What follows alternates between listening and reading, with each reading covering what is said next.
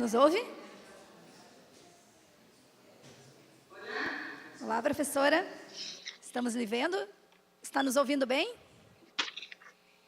Sim, perfeito. Então tá. A professora Patrícia Fazano é doutora em Antropologia Social pela Universidade Federal do Rio Grande do Sul, URGS, e atualmente é professora da Universidade Nacional de Entre Rios. Professora, quando quiser iniciar a apresentação, fique à vontade. Bueno, buenos días a todos. Y antes que nada quisiera agradecer al profesor Effendi fundamentalmente por la invitación a participar de este coloquio. Tuve el placer de escuchar recién a la profesora Basalo de López, cuyo trabajo he leído y he estudiado en algún momento y ha sido de gran inspiración para algunas cuestiones de orden epistemológico de la comunicación. Y bueno, justamente lo que quiero compartir hoy acá tiene que ver con, de alguna manera, recuperar la propuesta que Jesús Martín Barbero hacía hace ya muchos años, más de 30, pero fundamentalmente a partir de la implementación de la etnografía como método y enfoque específico propios de la antropología social en el estudio de los procesos comunicacionales.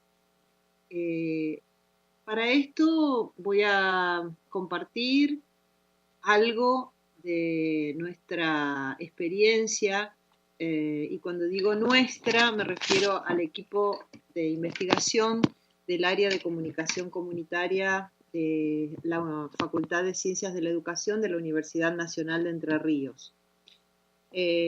Así que, bueno, básicamente lo que querría empezar diciendo y haciendo la salvedad de que no soy una especialista en el estudio de la obra de Jesús Martín, más allá de que su trabajo me ha estimulado y me ha inspirado a pensar muchísimo desde la década del 80 en relación con este desafío planteado por él respecto de poder corrernos desde pensar los medios como el centro de los estudios de la comunicación a pensar las mediaciones.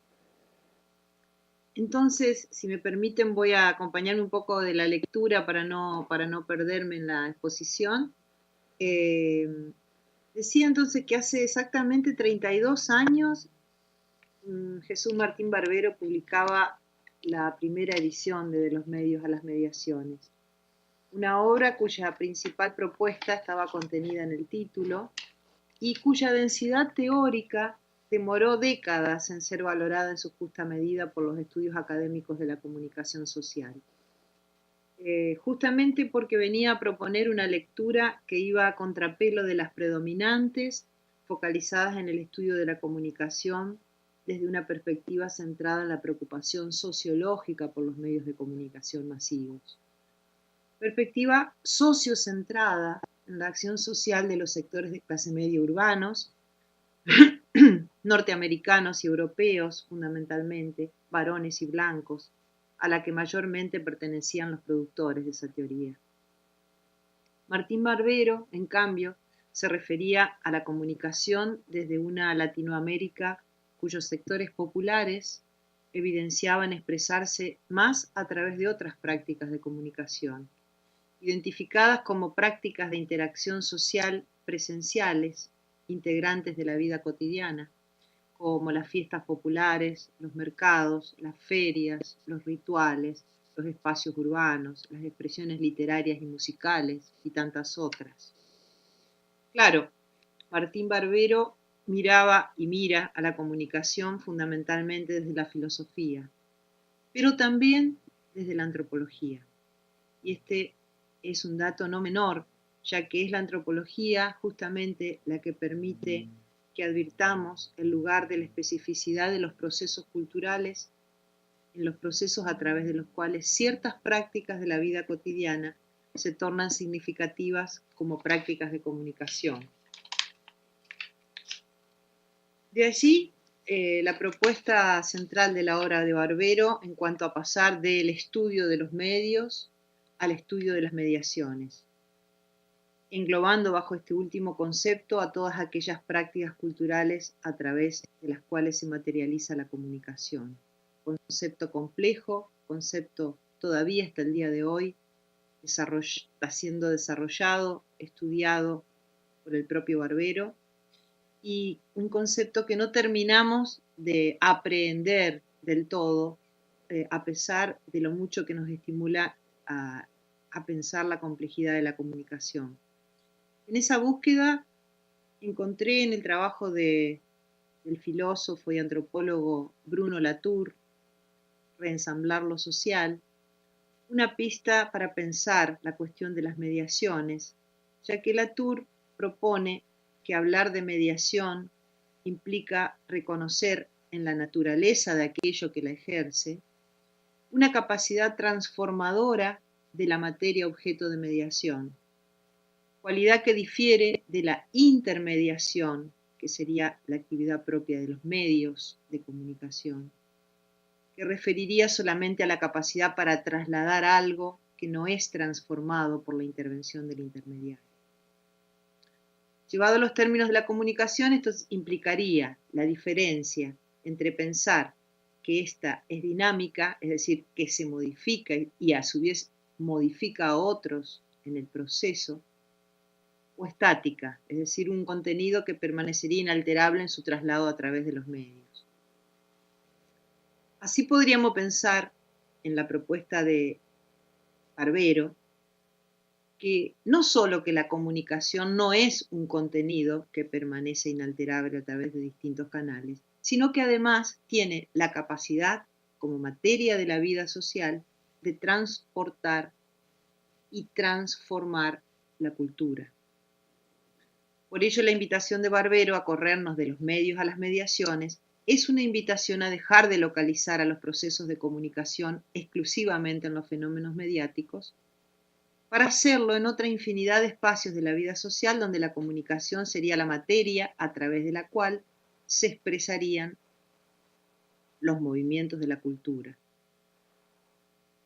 Ahora bien, traer a este trabajo, a esta presentación, la obra de Barbero no tiene por finalidad presentarla y analizarla, cosa que no podría hacer aunque quisiera, sino mostrar la necesidad de traerla urgentemente al campo de los estudios comunicacionales para que nos permita invertir de una vez y decididamente la centralidad del estudio de los medios masivos de comunicación y poner en su lugar a la multiplicidad de prácticas que los grupos sociales despliegan en su vida cotidiana para comunicarse. Bien, que las principales prácticas de comunicación de los grupos sociales no son mediáticas, no es algo que hayamos aprendido en nuestra formación académica curricular, aunque sí en la universidad, haciendo trabajos de extensión en sectores populares de la población, específicamente en la ciudad de Paraná, provincia de Entre Ríos, República Argentina. Participando de las vidas cotidianas de una comunidad barrial, de una radio comunitaria, de las cárceles, de organizaciones sociales, es que llegamos al menos a dos conclusiones que compartiré ahora. En primer lugar, que el punto de vista de los sectores más vulnerados de nuestra sociedad está ausente en la producción discursiva y comunicacional de circulación masiva, lo cual representa un profundo sociocentrismo de los discursos que mayormente circulan en los ámbitos que frecuentamos. Y en segundo lugar, y como consecuencia, podríamos decir de alguna manera de esta primera inferencia, diría que para poder traer entonces a las discusiones teóricas del campo todas esas otras formas de practicar la comunicación, habitualmente ausentes del mismo, es preciso disponer de una formación disciplinar más atravesada por la capacidad comprensiva que explicativa de los fenómenos sociales. Y es en este punto en el cual justamente la etnografía como enfoque, como método específico de la antropología social, se torna en una estrategia óptima, diría yo, para lograrlo.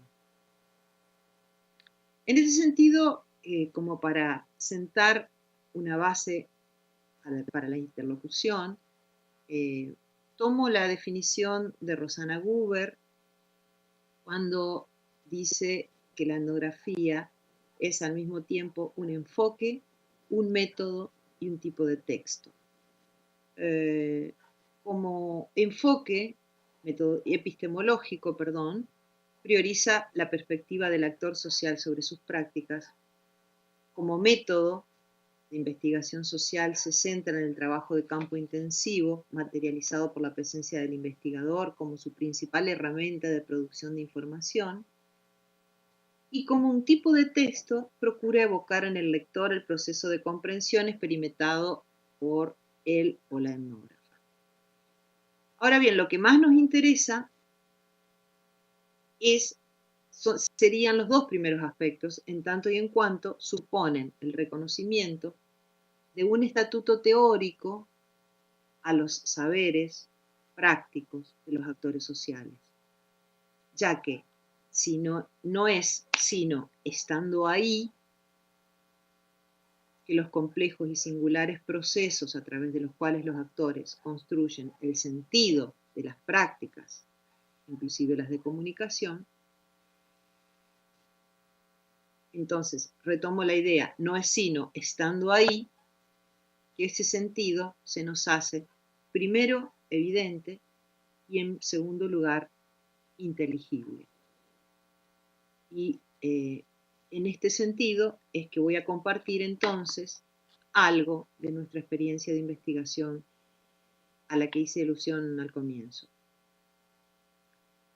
Para esto es necesario que ponga un elemento de contexto que tiene que ver con que desde algo más de una década en la Argentina las universidades públicas venimos llevando adelante prácticas de intervención en el terreno de la comunicación comunitaria y popular con el fin de impulsar su desarrollo, a través de actividades que se enmarcan mayormente en el sistema de proyectos de extensión.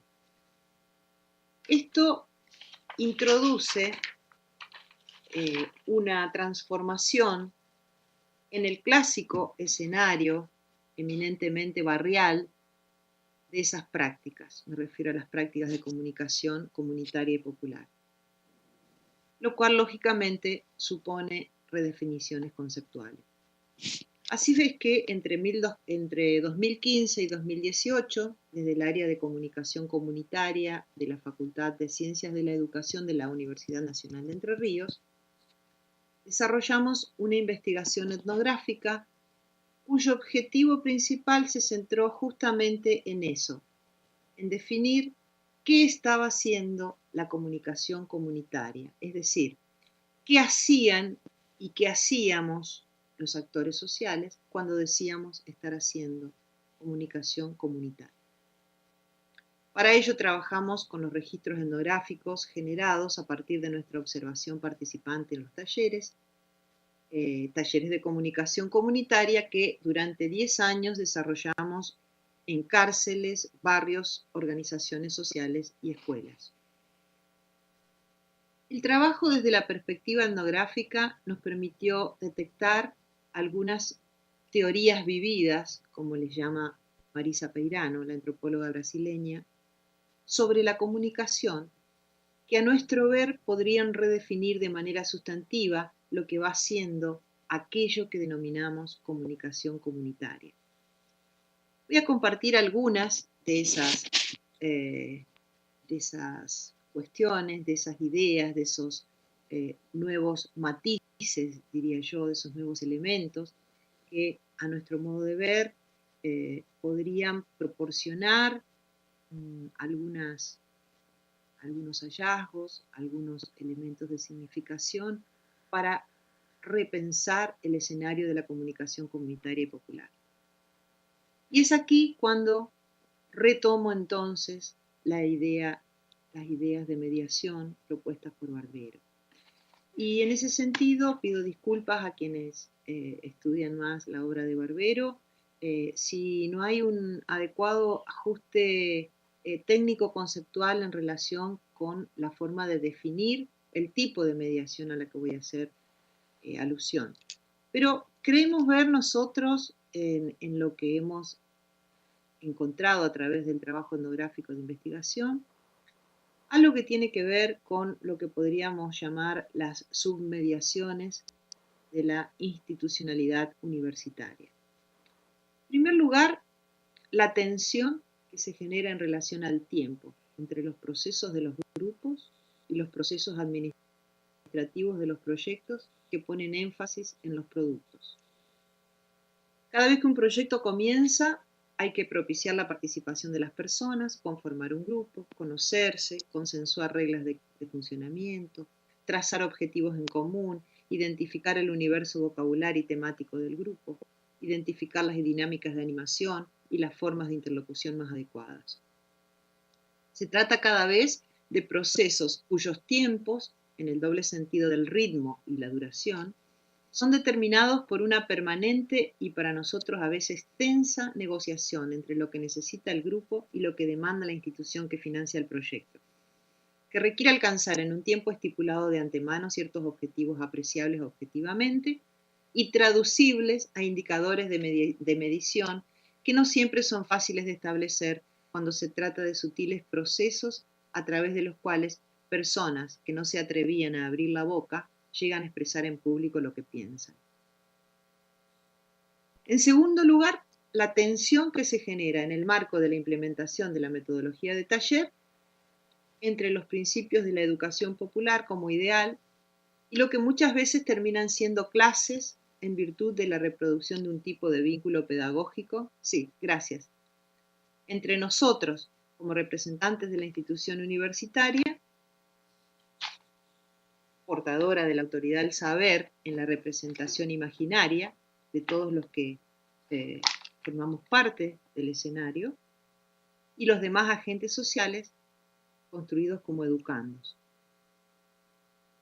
¿Cómo torcer en ese marco, en ese escenario, una disposición adquirida culturalmente por todos los participantes a reproducir un tipo de vínculos?